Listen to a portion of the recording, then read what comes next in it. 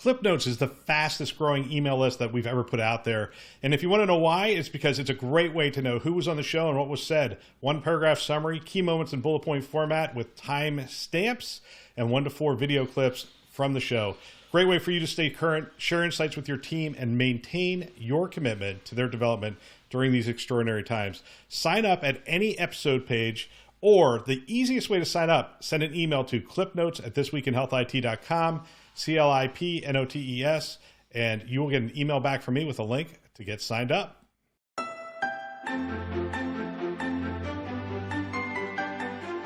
Welcome to This Week in Health IT. My name is Bill Russell, Healthcare CIO Coach and creator of This Week in Health IT, a set of podcasts, videos, and collaboration events dedicated to developing the next generation of health leaders. This episode and every episode since we started the COVID-19 series has been sponsored by Sirius Healthcare. Now we've exited that series, but Sirius has stepped up to be a weekly sponsor of the show through the end of the year. Special thanks to Sirius for supporting the show's efforts to develop the next generation of health leaders. I got a call out of the blue from a friend of the show, Mark Weissman. He does the CMIO podcast, and he's just been moved into a new role, inherited a new staff, and he said, Bill, I'd like to pick your brain. And what do you do in the first 90 days? How do you establish vision? How do you establish just all the things that I do in my coaching practice? And he had the idea to record the show, and we're going to air it on both channels. So on the CMIO podcast, you can hear this, or you can hear it on This Week in Health IT. And it's just a discussion. Mostly Mark asking me questions and me just responding of how I approach the first 90 days as CIO for the health system that I inherited. And just a little back and forth. I really enjoyed doing it. I hope you enjoyed it as well.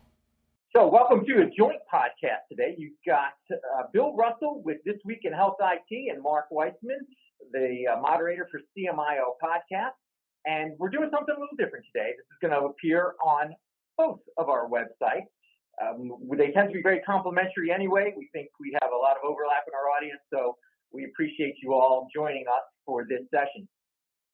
I called up Bill because I'm now in a new position. The CNIO and myself from Peninsula Regional, we now have 60 plus some odd Epic analysts reporting to us. And so the topic today is taking over a new team. We're not the only ones in healthcare IT who are doing this. There are others who are stepping into leadership roles that are different. So we thought the topic would be applicable to a lot of people, and I get to pick Bill's brain for a little bit here on some of the things that he would do if he was taking over a new team, and what are the first 90 days like? So, Bill, that's where I think we should go with this. How about you? Well, Mark, I'm looking forward to doing this. This should be fun. And by the way, happy birthday. So everyone who's out there who has Mark's email address, go ahead and send him a birthday greeting. So, and you're how old now? Am I allowed to ask how old you are? I'm 50, for crying out loud. Oh, so it's a big one. It's 50. Yeah. Man, that is a big one. They're making a deal of it here. I'm not going to show you my office here, but they decorated it with all kinds of old age related things. So.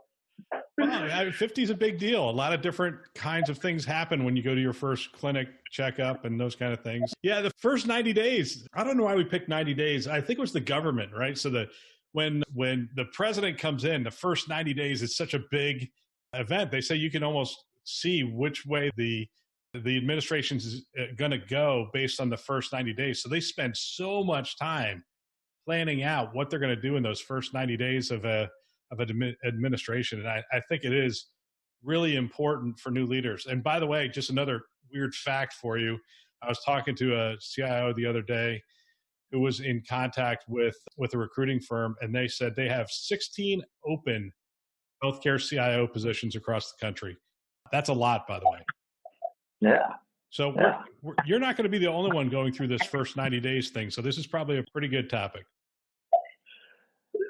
So let's just touch on the first 90-day bit for a minute. There's a honeymoon period, I'm thinking, that you get to screw up a little bit and they give you a little bit of leeway and then they start to ignore you? Or if you go in and start making changes hard and fast, what do the first 90 days feel like? A lot of it depends on what you're inheriting. I had Daniel Barchi, CIO for New York Presbyterian on the show, and he said, and I asked him this specific question, first 90 days, and his response, he said, healthcare IT is 80% people, 15% process, and only 5% technology. We could argue about the percentages, but that's generally what it is. It really is a leadership and a people job, and you have to really take the temperature of the room. What's going on within your team? What's going on within your peers? How do your peers feel about IT and clinical informatics? Are we delivering? Are we giving them the tools they need to be successful? Or is it a critical thing? When the last CIO job I took over, the data center had gone down 8 times in 6 weeks. In that case, they're looking at you saying, put out the fire. So it's, you really do have to take the temperature, but then there's some basic things that everybody should really take a look at. I agree that particularly the culture where I'm at, healthcare IT in general is risk adverse, in my opinion, and we're no different. We're a 120-year-old hospital system. We don't turn on a dime.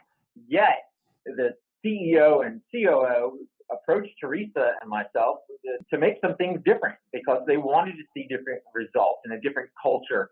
And I'm sensitive to that, but I think the first 90 days will be interesting for us and for any new leader because you got to feel out what do your constituents want and what do your employees want, because they may not be the same thing, and then how to start reconciling that. Do you recommend doing a road show, going out, shaking hands, and getting to know the operational leaders first, or would you go more towards your own employees and your internal team, finding out the strengths and weaknesses? Where would you go? Yeah, the answer to that is yes. So in fairness, I coach CIOs, and a lot of them are new to the role, and it really depends. So one of the people who's been very vocal about the fact that I'm his coach is Lee Milligan. And when Lee came in, he'd been at the organization for 15 years. There's no one in the organization that didn't know who he was or what he was about. So it wasn't a matter of him doing a road show, but it was a matter of him having a different lens. He was just given a new lens to which to look at the organization. But again, there's a handful of things that every CIO or every leadership team. So in your case, you have CIO, CNIO, CMIO really operating as a joint team going about it. And Baptist Health in Kentucky has a similar model of a CMIO and CIO and CISO, Chief Information Security Officer, who all act as peers and function together. But either way, the first 90 days, you have to look at a handful of things. And those are around finance, people, operations, strategy, and communication. And it doesn't matter if you're new to the organization or if you've been there forever, you really have to take a look at those things. If you want to go through those a little bit at a time, we can, and then just unpack them. All right, so let's go with, how about finance first? Because I think failure to show financial stewardship can lead to a very short tenure, very short career. So I believe there's a need to show a return on investment that, yes, we can utilize these teams, achieve the clinical goals that they're expecting, but also help, RevCycle reports to us now as well. And that's new. Our RevCycle team is very strong. I don't need to rock the boat very much there, but reducing denials is something that the CFO is very interested in, and that can be done through Health IT. That there is a component to RevCycle management that's very much Health IT related. So focusing on that and improving that, I think, has immediate value and show, hey, we're serious in what we're doing and helping the organization, at least on the financial end. Where would you go? Yeah, so I'm going to talk about RevCycle under strategy, right? So because you just laid out an objective around it, which means it's a project. And does the project take technology? Is it process related? Is it structure related? What is it? But finance is really about fuel. So here's categorically true about every health IT organizations across the country. And you hate to speak in these black and white terms, but it's absolutely true. Everyone outside of health IT who works for a healthcare organization thinks IT gets too much money, period. Just everywhere I've gone, everyone I've talked to, it's the health IT that we spend so much money over there. and not sure we're getting our value for it. So a couple of things I say to people: it is fuel, and you can crash a plane in two ways. One is you can take on too much fuel over and over again and starve the other planes on the runway, in which case the other planes figure out a way to make sure you don't take off. So you want only the amount of money you need to deliver on the expectations and the objectives of the organization, no more and no less. But you have to have enough, because I've seen a lot of CIOs get let go after a period of time where their organization was underfunded for a number of years, so they weren't able to keep up on refresh cycles, and they ended up with a lot of end-of-life equipment. They ended up with a lot of challenges, but they didn't know how to make the case for a strategic investment or even a tactical investment in making sure that their equipment stayed current, make sure their EHR stayed current, made sure that they were on the latest builds, make sure that they were doing all those things. And then the one thing you did touch on, which is really true, is in those first 90 days, I want to know everything about budgeting. What's the process? What's the cycle? And how do we report out? And then I want to know within our organization, what are the controls on spending? I want to know everyone who has the ability to spend money, because you can easily get in trouble in that space if somebody spends money and essentially they report to you, but if they spend it in the wrong way, that can reflect on you. So you have to understand those, and most organizations have those in place, but sometimes there's gaps. Sure. What do you think about culture, though? Where does culture change fit into this? Is that a strategy, or is that its own bucket? Yeah, no, people. Culture, everybody wants to build an innovative culture, a culture of trust. And what I found is one of the foundations is everyone knows what's expected of them, and they know, and the organization gives them something in return for what's expected of them, as long as they deliver on that. So in order to build that culture of trust and accountability, which, by the way, I think is harder across three people than across one, because what you're going to want to do is you're going to want to create clarity for people in terms of their roles. One of the things that shocked me after 2 years of being in my position, I went out and did a survey, and the number one thing we heard was people were unclear about what was expected of them and what their next role was in their career.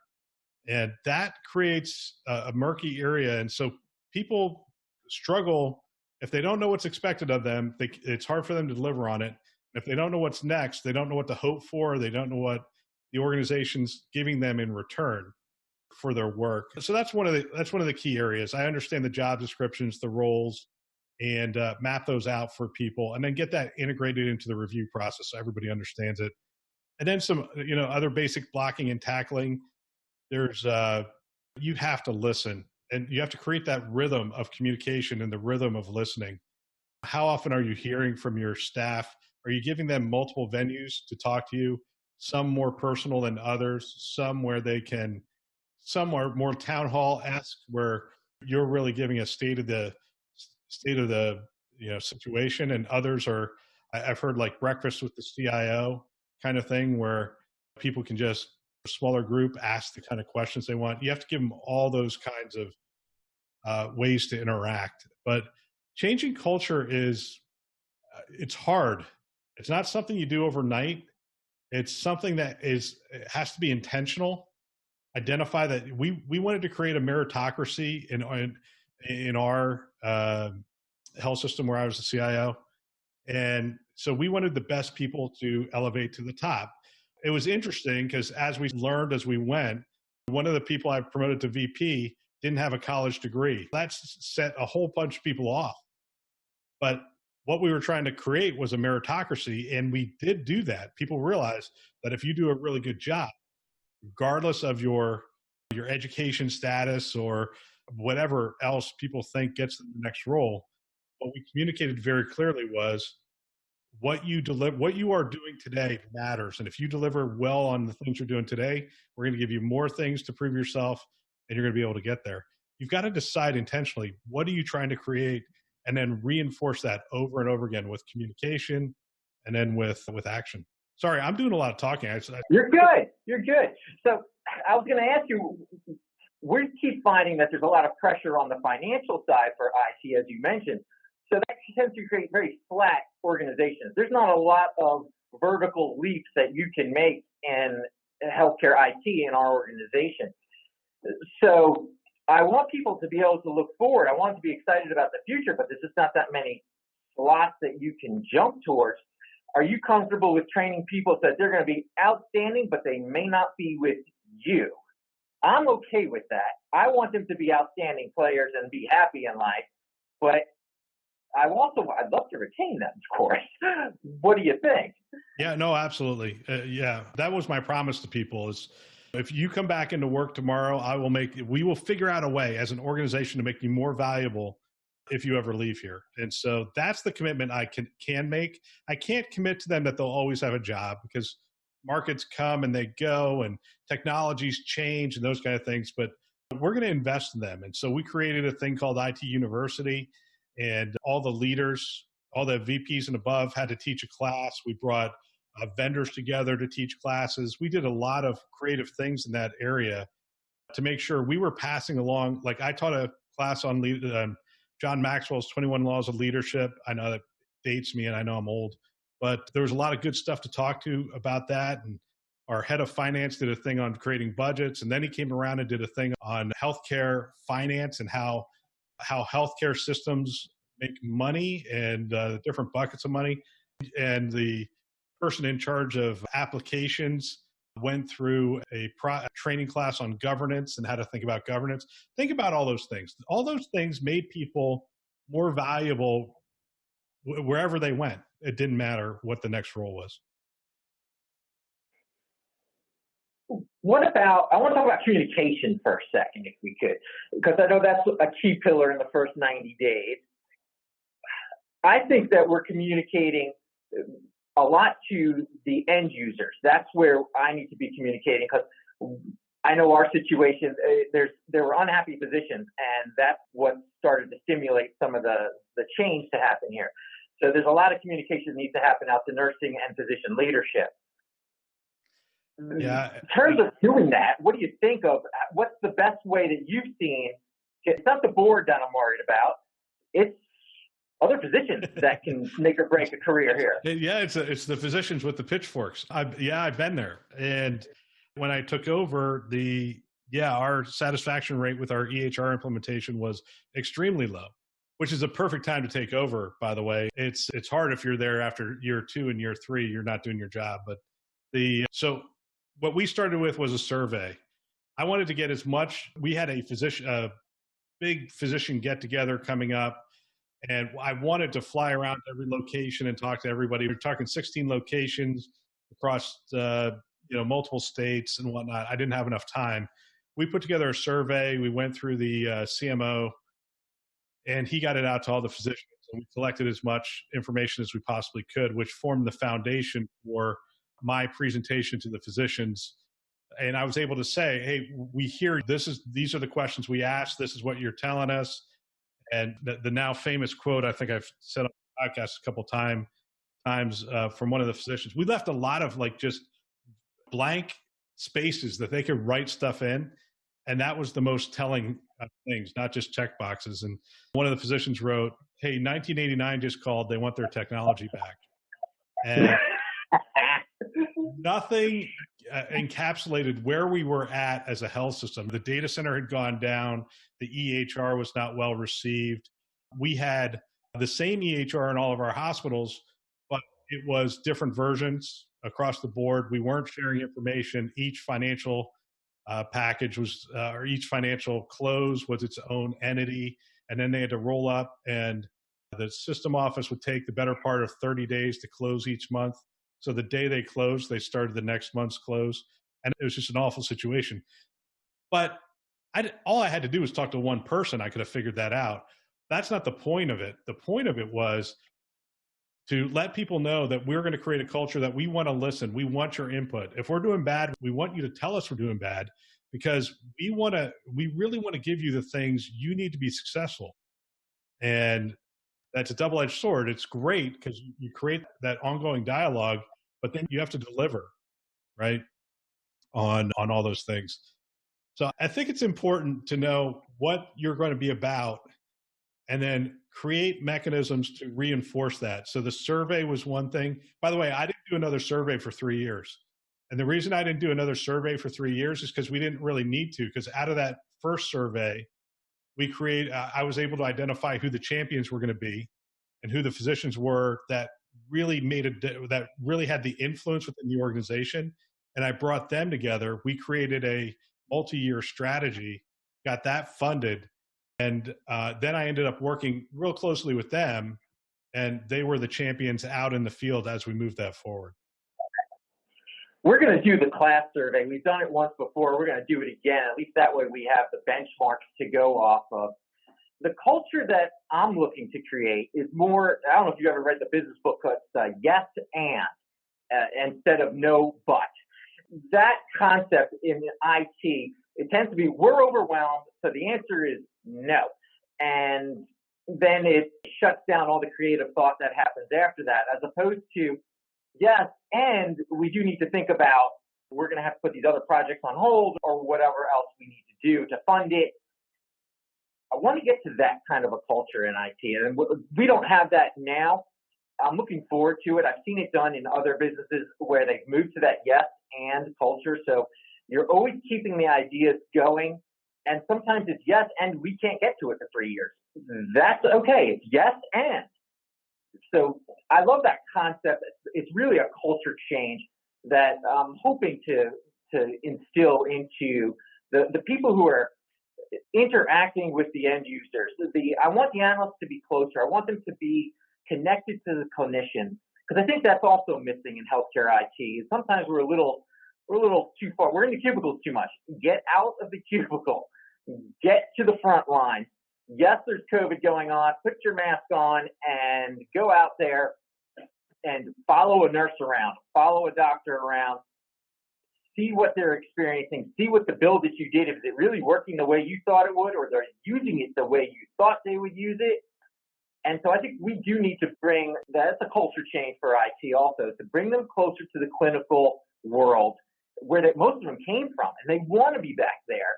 It's just they've been turned into ticket cleaning monsters, and we need to get away from that. We're ticket takers and ticket closers to we are clinical IT.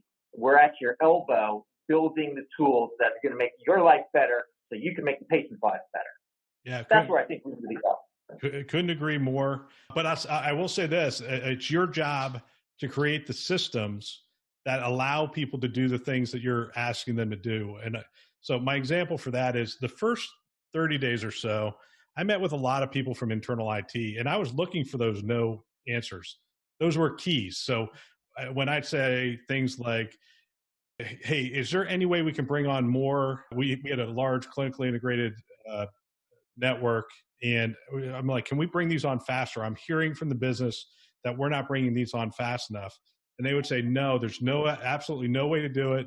We only have, this much bandwidth. It takes this long to bring people on, and those kind of things. And I'd say, okay, no. And I'd circle those things because they always gave me the things I needed to work on. When they said, no, you can't do it, that was an indication. And what that was an indication of was that our integration and data sharing practices were so antiquated. By the way, they weren't wrong. We couldn't. I saw this spreadsheet. We had 110 clinicians waiting to get connected, and it was going to take us better part of 3 years to connect up those clinicians, and that's without adding any to it. And based on just sheer numbers and facts, they were absolutely right. So we sat back and said, all right, you said, no, we can't do it this way. So let's explore a different way. And so we created a different way to do it, which we could onboard almost 10 or so a month. And so now we're starting to crank. We could crank through those pretty quickly. And we've also figured out a way to accelerate the backlog. So we were able to get through most of those. Once we got the new platform and the new stuff set up, we were able to get through that backlog almost within about 6 months. But those no answers up front, those are gold for you. No, we can't do it because we don't have enough servers. We don't have enough storage. I don't have enough time in my day. The physicians don't want us around during this time. They only want us around during that time. Those no's are great because they give you the clues you're going to need later to solve the problem. That's good. That's good. Good stuff to hear. I hear plenty of no's, so there's no shortage of work that we'll be able to accumulate by that method. So let's see. We've covered finance. We've covered people. We talked on communication. Well, actually, you know what? Let me go back to that one thing, because here's the other thing. And this is me giving health IT a little bit of medicine here.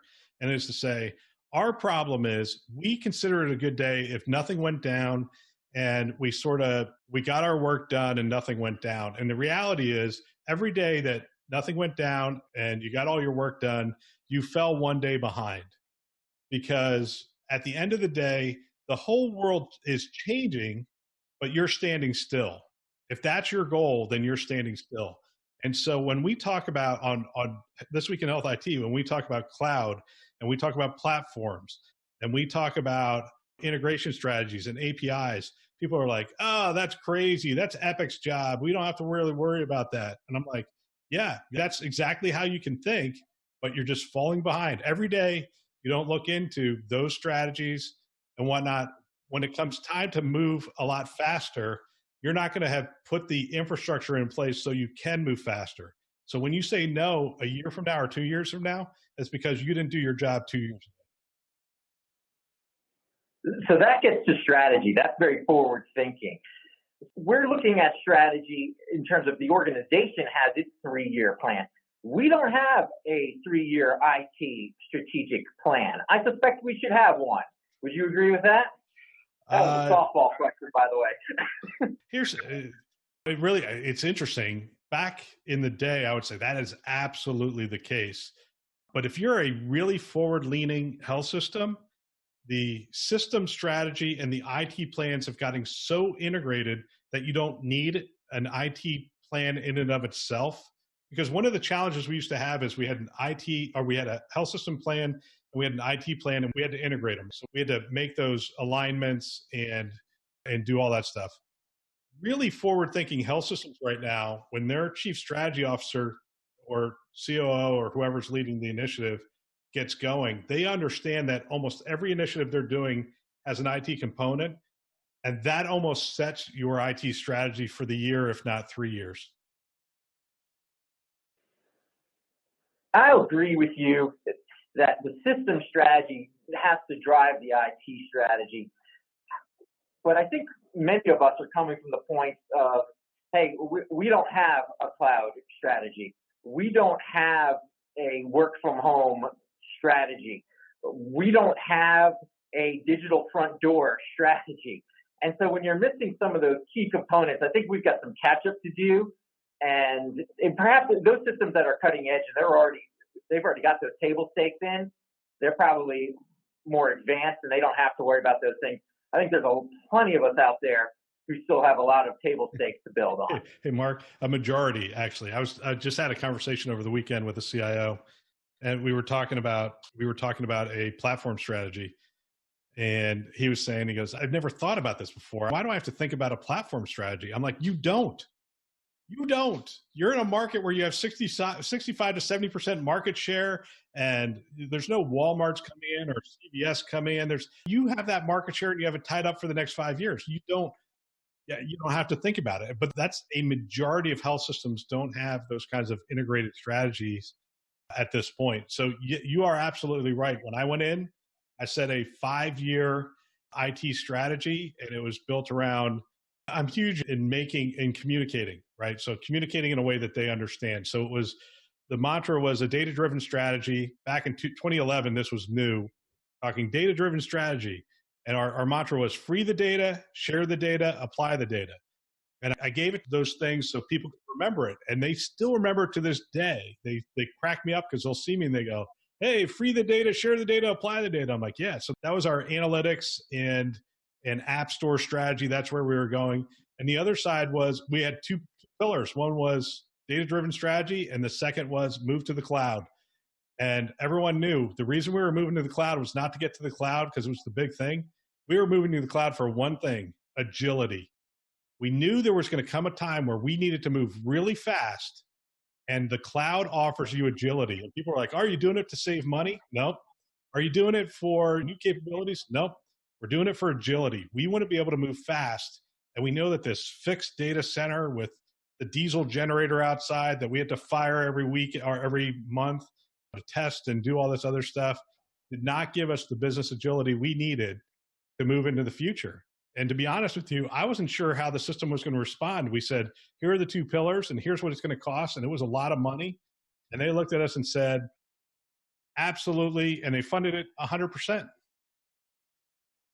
I think everyone who's moving into health IT and taking over a team is going to be told part of the same thing, which is we want more agility out of IT. And we want to reduce headcount, and we want do more with less. And we want engagement to be higher. What else do they throw in there? Those are the typical ones. And we do need, as leaders, to figure out how are we going to get there. And that strategic plan, when presented properly, I think, to the other leaders in the organization, they'll nod their heads and say, yes, we want you to be more agile. We see how you're going to get there. Take us there. That's a good vision. We want to be with you when you go there. So that's part of what I think we need to do as IT leaders is to, as you said, break it down into simple terms. But they're probably not going to understand the difference between the Amazon Web Services versus what Google or Azure is offering, nor do they care. They want to understand what do they get when they go to the cloud? What is so magical about it? And that's where I think we have our responsibility to share that manageable way, understandable way. Yeah, I remember my data center operator coming to me and saying, we need $12 million for our data center. We need new crack units. We need new PRUs. I forget what they were. I forget what the acronym was. But essentially it was power distribution, PDUs, power distribution units, and stuff like that. And I'm like, all right, I'm not asking for that stuff. And he just looked at me and was like, we need it. The data center needs it. I'm like, yeah, I'm not asking for it. I'm not going into a healthcare CEO with a bunch of doctors sitting around the room saying, hey, we need some crack units and PDUs. He's going to think that we're like throwing a party and we're going to get high or something. I'm like, I'm just not doing it.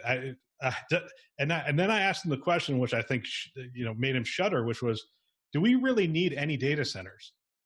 And he just looked at me like I was insane. And I'm like, no, it's a valid question. We need to ask that question. Do we need any data centers?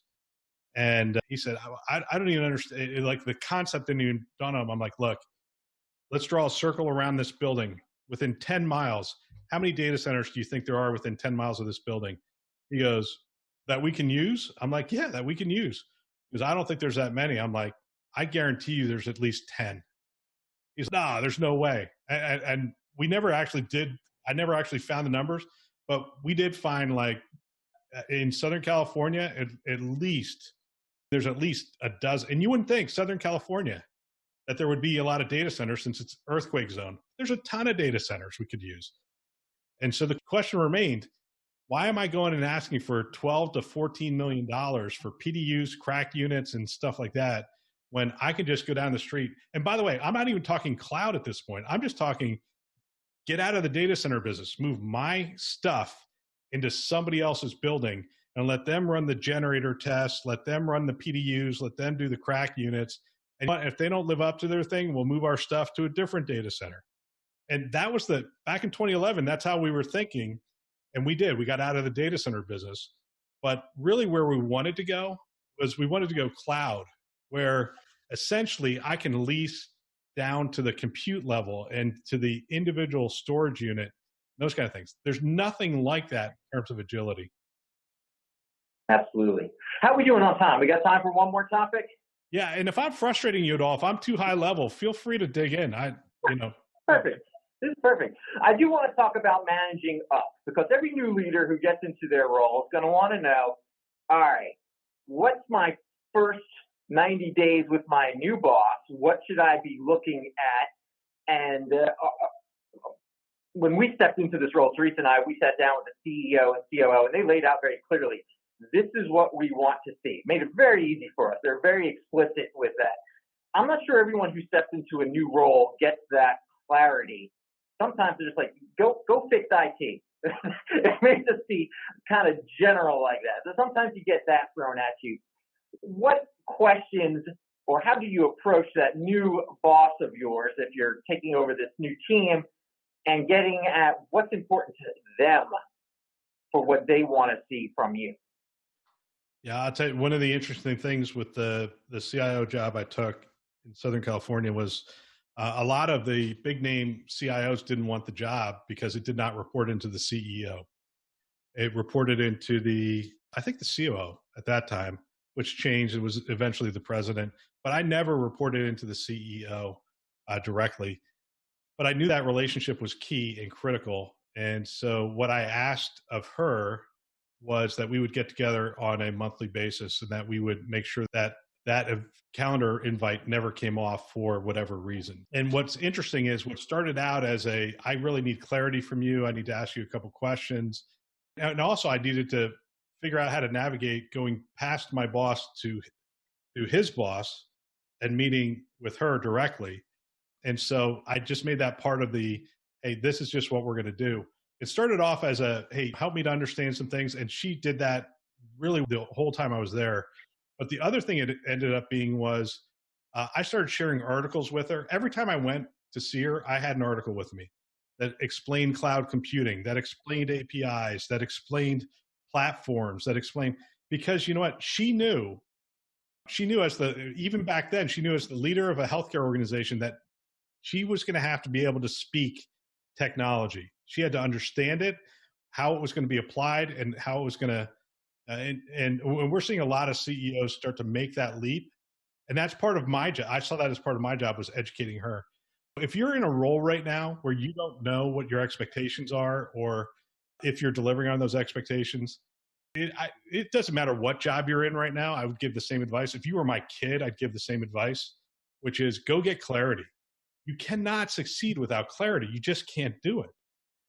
You can't even do that in your marriage, for heaven's sake. Go talk to your wife. What is she expecting of you? Seriously, how do you, at least in baseball, when you go to the plate, what's expected of you? Get on base. Put the ball in play. Don't strike out. There's a clear set of rules in athletics that sort of define this is what you're supposed to do. But we get into the business world and we'll operate for the better part of a year or so, not really knowing what our expectations are. Or we think the expectation is to make sure the data center doesn't go down, but the expectation really is to make the EHR more usable and to engage the community in health and to help our ACO partners. And we're like, oh gosh, I didn't know that was something that was expected of me, the CIO. I thought that was a clinical thing. Just ask, get somebody who's going to tell you and by the way, the expectations don't just come from your leader. There's the expectations of the physician community and the clinician community, the nurses as well.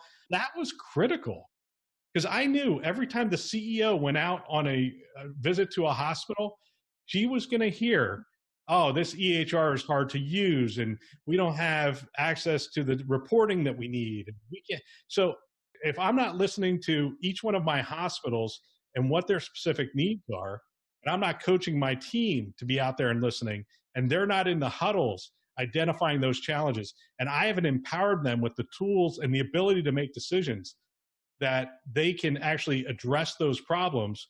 Every time that CEO goes out there, she's going to hear the same stuff over and over again, and she's going to go, you're not doing your job. And she would be right.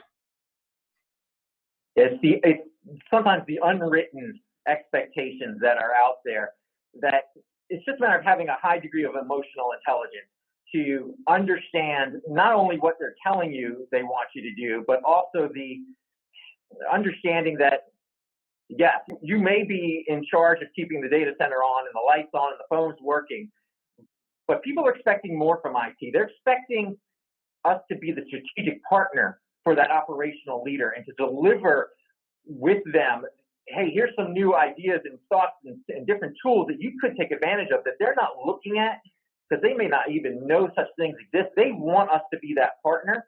Doesn't mean we're telling them how to do their business. We're saying, here's an option. If it interests you, let me know. We'll help deliver it for you. And I think that's a key component that's not in any job description. It's not going to be someone's going to come out and directly tell you. But everyone wants you to be a strategic partner. And we're also dream killers. When we say no on a consistent basis, we're dream killers because not only do they think, oh, they can't do things, but they're also, when they come up, when we established a platform within the health system and we had analytics and app capabilities, doctors were coming to me all the time saying, I've got this idea and I think we could do this, and we could do this with the perioperative admissions process, and we could do this over here, we could do this over here. To be honest with you, I couldn't keep up. The physicians were so creative. They were just constantly coming up with, hey, I could fill this gap with the EHR, and I could fill this gap in our PACS communication process with our patients. And I'm like, to a certain extent, I created my own monster in that, hey, we want to listen, and hey, we want to enable you, and those kind of things. But it's, again, we want that problem, like we have too many things coming at us, rather than we have nothing coming at us. We've killed the dreams of so many people because they're like, look, IT can barely keep the systems on.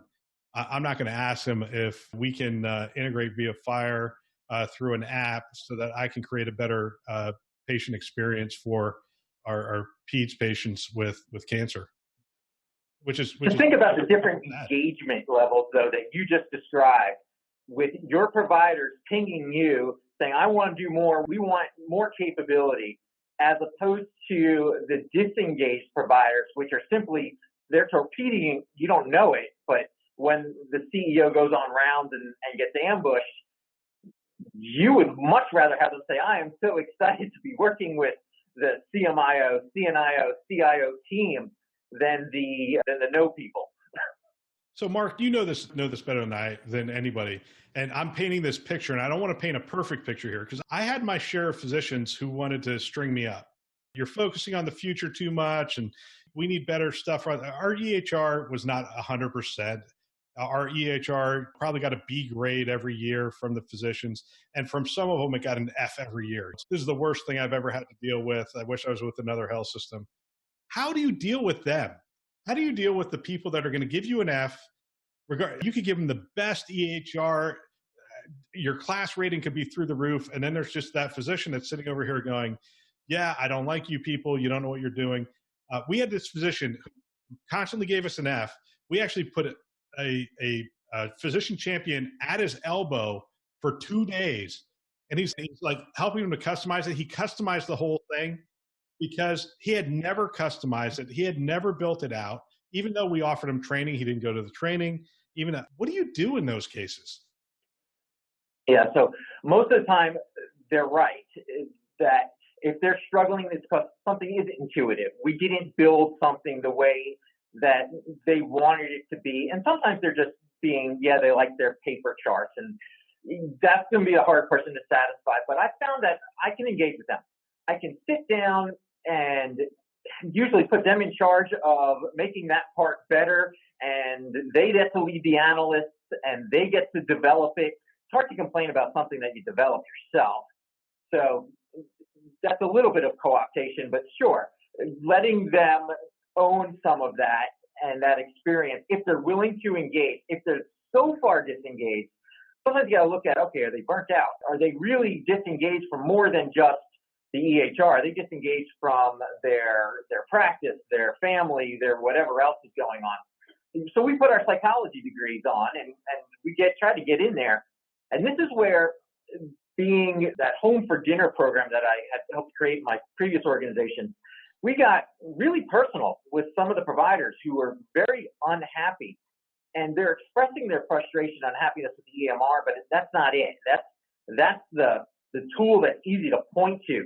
It's in front of you every day. It's where you throw your frustrations at. There's a lot that you can get at that's underneath. And it sometimes takes another clinician, whether it's another nurse with a nurse, doctor with a doctor, or whatever it is, that people will open up to people who they feel recognize and understand the pain they're going through. So that's how we tackle that, is one-on-one, very up close and very personal. I'm going to ask for the last word here because we're coming up on our time. And the one thing I tell all my coaching clients, and I would say to you, this is an exciting time. When you typically get promoted because you were successful in your last role, but in your last role, you might have had a team of 10 people, 15 people, 5 people. It depends on the organization and where you're coming from. Now you have 200. That becomes an extension. What the expectation is and the opportunity is that what you were able to do as a single person in a team of 10 people, that you'll now be able to do across 200. And so it's, how do you lead through them as opposed to the individual contributor? How do you lead through them so that you have 200 people that are out there thinking, how do I make Peninsula one of the best EHR implementations in the country, one of the best IT shops in the country, a place where we innovate, where we work together to really, all those things that are in your head, you have to figure out how to empower your team so that they know that they can make a difference on a daily basis. Because if you have 200 people making a difference, that's 200 times what you could have done by yourself. That's good stuff, Bill.